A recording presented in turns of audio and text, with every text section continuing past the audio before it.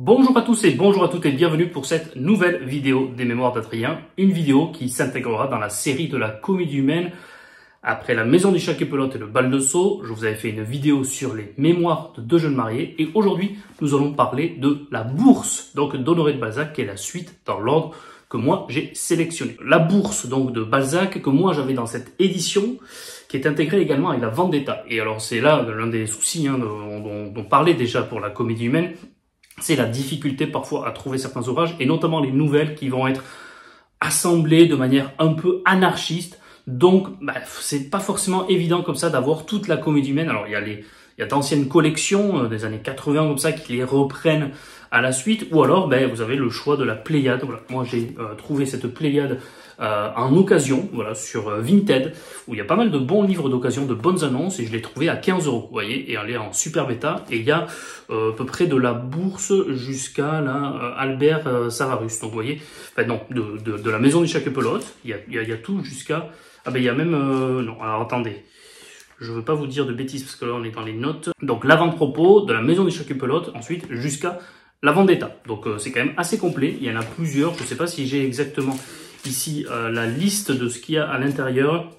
Donc il y a La Maison du Chat qui pelote, Le Bal de Sceaux, Les Mémoires de deux jeunes mariés, La Bourse, Modeste Mignon, Un début dans la vie, Albert Savarus et La Vendetta. Donc vous voyez, il y en a pas mal, et surtout, en plus, c'est l'ordre que moi j'ai sélectionné pour notre lecture de la comédie humaine. Donc je vais pouvoir suivre et je vais essayer de trouver la suite lorsque j'en serai arrivé vers la fin.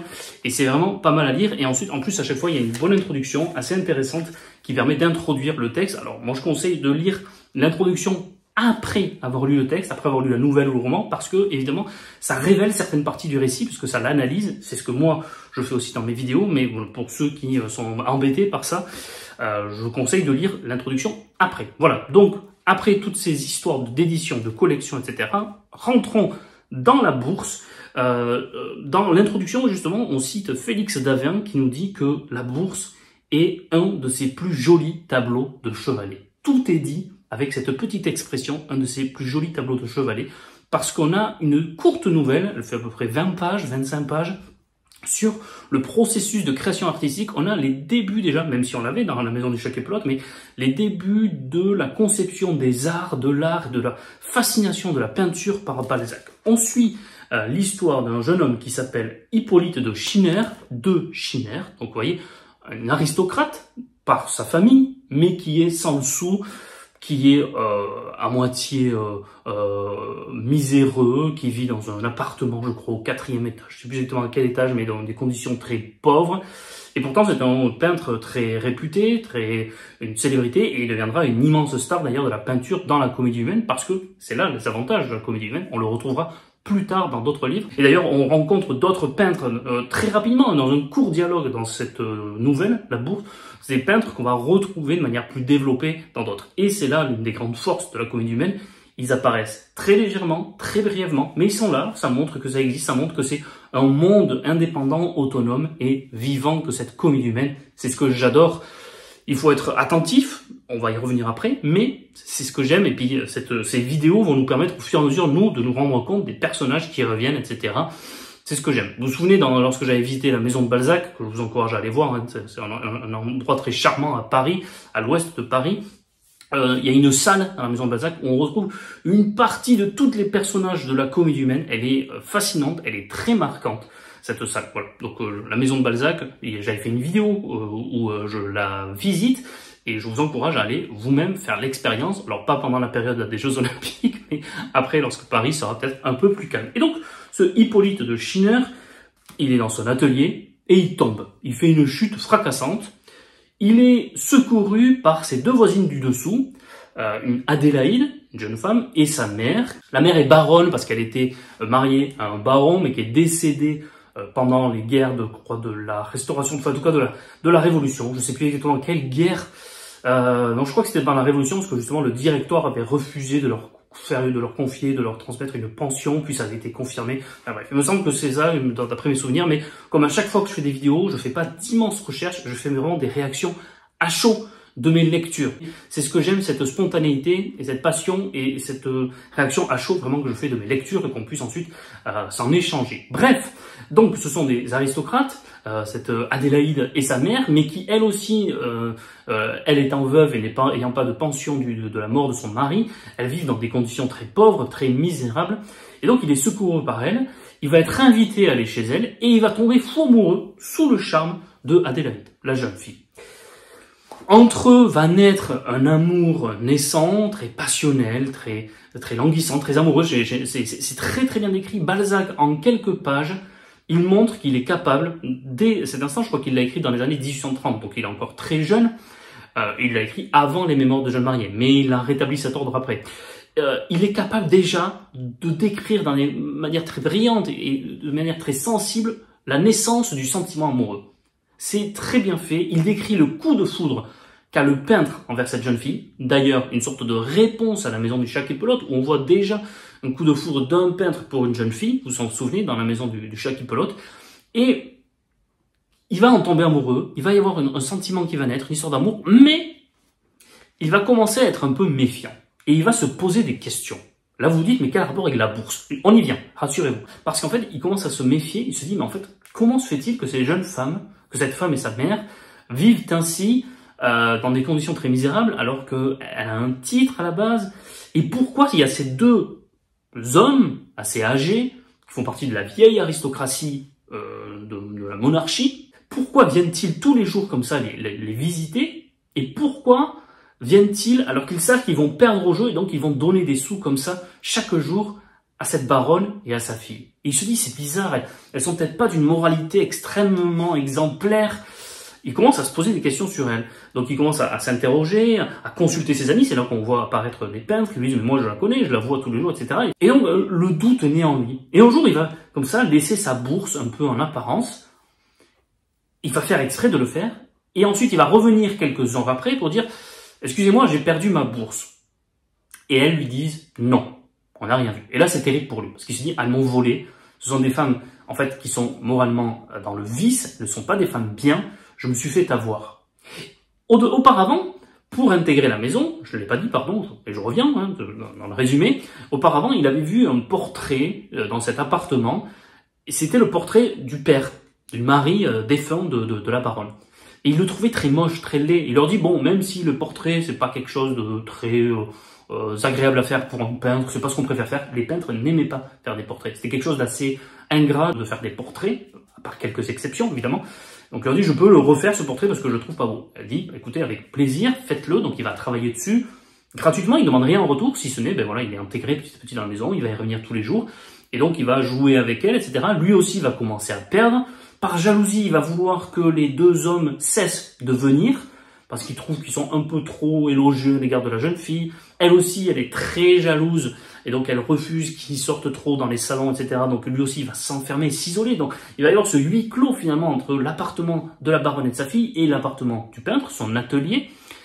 Là aussi, très très bien, la manière dont Balzac parvient à décrire le sentiment de la jalousie. Il est très fort. Alors évidemment, comme le dit l'introduction dans la collection de la Pléiade, on va pas le comparer par exemple à ce que fait Proust avec Swann.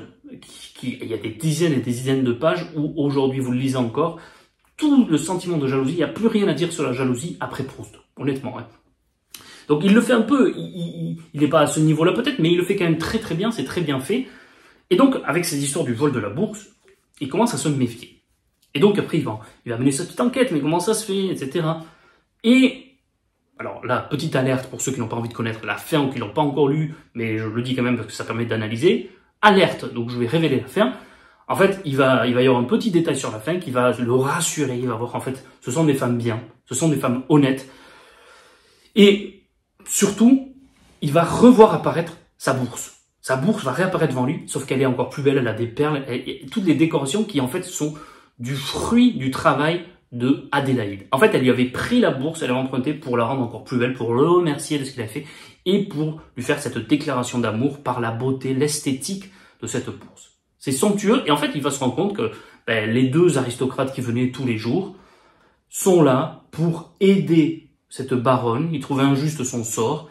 Ils l'aident, mais indirectement. Ils savent très bien qu'ils vont perdre des sous. C'est le seul moyen qu'ils ont de l'aider sans atteindre son honneur. C'est somptueux. Fin de la lettre. Voilà. Donc, pourquoi cette nouvelle très modeste, très humble, de plus de vingtaine de pages, il se passe pas de choses extraordinaires, mais pourquoi elle est importante, pourquoi je l'ai aimée? D'une part, pour ce que je disais, le travail de qualité fait par Balzac pour adopter et pour aborder déjà tout son regard sur l'art. Il est fasciné par la peinture, il va y avoir plusieurs œuvres comme ça dans la Comédie humaine qui vont mettre en scène des peintres, je pense aux chefs-d'œuvre inconnus, mais également à d'autres où on va voir ces peintres et des gens qui apparaissent déjà dans cette nouvelle réapparaître. On a une sorte de tableau qui se construit en fait avec cette bourse. Un peu comme dans la maison du Chaqueplotte, le peintre il est fasciné non seulement par la beauté de cette jeune fille, donc on voit l'observation du peintre qui observe tous les détails, qui observe certes l'ensemble, mais tous les détails de la beauté de cette jeune fille, ce coup de foudre comme dans la maison du Chaqueplotte, mais également on le voit et on est dans son état, on est dans son esprit, dans son cerveau, analyser, décrypter, observer tout ce qui lui plaît dans ce charmant appartement de ces deux jeunes femmes. C'est ce qui est génial. Et donc, on a l'impression d'être dans l'esprit d'un peintre qui analyse un lieu, qui observe tous les détails, qui analyse l'âme d'un endroit pour ensuite le peindre. Et là, on est clairement là-dedans avec cette histoire de Balzac. On a aussi, dans la Comédie humaine, et c'est un peu l'œuvre, et c'est un peu l'esprit des premières œuvres de cette Comédie humaine, on a dans la Bourse cette aristocratie de fin de monarchie absolue, de fin d'ancien régime, qui est un peu les grands perdants de la Révolution et de l'Empire, qui sont un peu les oubliés, les victimes. L'Empire a récupéré une certaine aristocratie d'ancien régime, mais il y en a qui n'ont pas été récupérés, qui sont un peu laissés sur le côté, et on l'a avec cette baronne, mais on l'a également avec les deux aristocrates qui s'habillent de manière très élégante, qui s'habillent de manière très ostentatoire, mais en fait, qui ne sont plus rien dans la société. Et on a, et c'est ce que j'aime également dans cette courte nouvelle, on a des personnages, et là on voit vraiment pour la première fois des personnages qui s'en vont, qui reviennent, qu'on a déjà vu apparaître. C'est la première fois là qu'on voit un personnage qu'on a déjà vu apparaître. Et je pense, alors j'ai pris des notes là, je pense évidemment au comte, le comte de Kergarouët, l'amiral. Et on l'a vu apparaître où? Dans le bal de Sceaux. C'était le conte de la famille de l'héroïne du bal de Sceaux et dont l'histoire est racontée dans le bal de Sceaux. Et là on le voit apparaître, mais en fait, pendant toute la nouvelle, on ne sait pas que c'est lui. C'est juste qu'à un moment donné, à la fin, un petit détail, une petite phrase qui nous dit « Ah ben, il faudra qu'on le dise à Kergarouët ». Et là, on fait tout le lien. Et là, on fait tout le lien avec la description, son histoire, etc. Des allusions qui nous font dire « Ah oui, mais c'est lui, c'est celui du bal de Sceaux ». Et c'est ce que je trouve génial. Il n'y a pas besoin d'en dire plus. Elle n'a pas besoin d'en dire davantage. Un simple nom, plus la cohérence avec ce qui lui arrive à ce Kergarouët et sa description, et on se rappelle que c'est lui. Et en fait, la comédie humaine, c'est pas de manière grossière. Allez, on remet des personnages pour montrer que c'est une série, etc. On les fait apparaître, on fait plein d'histoires, etc. Non, c'est vraiment un monde littéraire qui vit devant nous, parce qu'une apparition très subtile, un dialogue, un personnage comme ça qui va passer dans la rue, qui est un personnage central de notre roman. Mais là, il passe juste dans la rue. C'est extraordinaire ce qu'a fait Balzac. À chaque fois, il avait cette idée en tête. On sent que le café a dû être bien moulu et il a dû bien travailler, bien boire chaque nuit parce que, je le rappelle, il était accro au café, c'est sûrement ce qui a causé sa perte à peine 50 ans. En à peine une trentaine d'années, il a créé un monde littéraire extraordinaire. Et c'est ce que j'aime beaucoup, mais on en trouve d'autres. Là, je les ai notés. On a Jean-Jacques Bixiou, qui est un ami d'atelier d'Hippolyte. Il est dessinateur caricaturiste, mystificateur, et il va réapparaître souvent dans la Comédie humaine. On a Joseph Bridau, qui est également peintre, qu'on va voir dans La Rabouilleuse. On a également le Chevalier du Halga. Lui, on va revoir son histoire dans Béatrix, une autre œuvre de la Comédie humaine. Les deux jeunes femmes, il ne me semble pas qu'on va les revoir, ni Adélaïde, ni la baronne.